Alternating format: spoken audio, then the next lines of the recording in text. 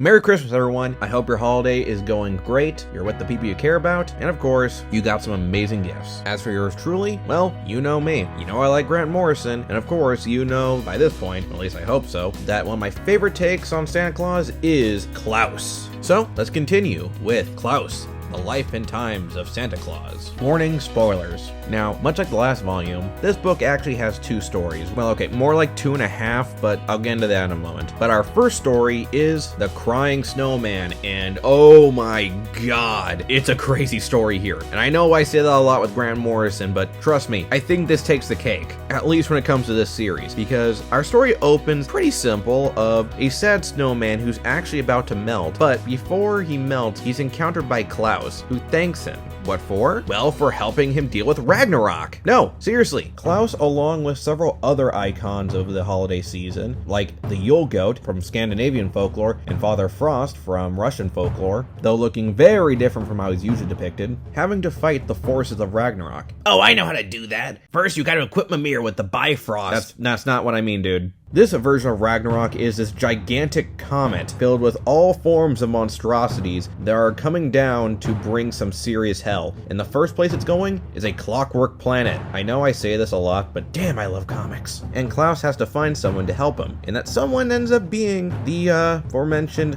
Crying Snowman, who actually did not start off as a snowman. Yeah, this is very akin to Jack Frost. No, not that Jack Frost. Yeah, surprisingly that Jack Frost, but it kind of works. How so? Well, I'll let you guys find out. The other story, well, kind of a story, is The Life and Time of Joe Christmas, which is essentially a picture story. Now, there's no actual dialogue, it's just Dan Morrow's art telling the story of the titular Joe Christmas and telling us his 71 years of life backwards. It's pretty neat, and hell, like, it shows some really amazing imagery and does definitely make you want to know what these stories are. So it's not really a loss, though I do think it's kind of weird that I have to read the comic by its side when doing the Joe Christmas story, since it's kind of supposed to look like a calendar. Whatever, I get it, but it's really weird, at least to me. But besides that, this continues to have Klaus be one of my favorite stories to read around Christmas, and it's still very exciting, very creative, and continues to annoy me that this is not like a television series or a movie, like something, come on, like this is pretty damn cool, no pun intended. After the characters, Klaus is once again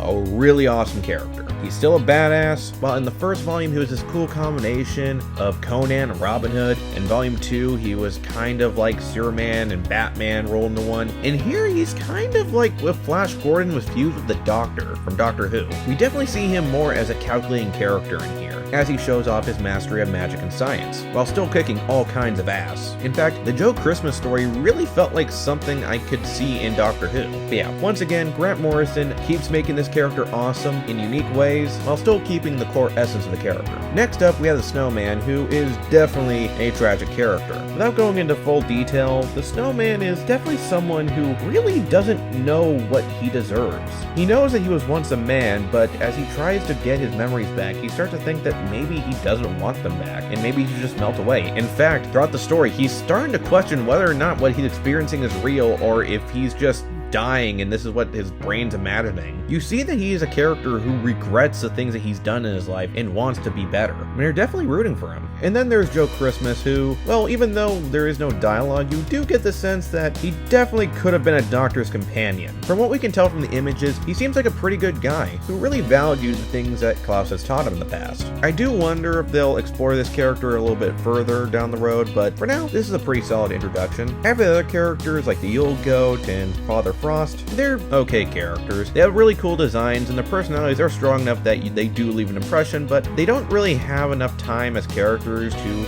really develop or have an arc, so I don't have much to say about them, except that they're pretty likable. What can I say about Dan Morrow's art style that I haven't said before? It is amazing. It is a freaking spectacle every time you turn the page, especially during the Joe Christmas story, since, once again, there's no dialogue, so Dan has to, like, show us this character's personality just from the images alone, and he nails it. This also had probably some of the most unique designs for the Ragnarok characters, and I really dug the look of the snowman, especially the really crazy big Akira looking wooden arm that he has. Just great. Klaus, The Life and Time of Santa Claus is an amazing comic. Grant has not lost a beat. The characters are still likable, the world building is amazing, and the art, I just said, is just awesome. If you've been loving this series, you will not be disappointed in the third installment.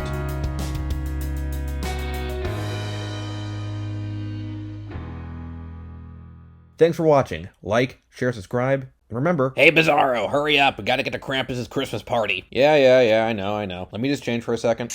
Alright, let's go. Merry Christmas, everyone,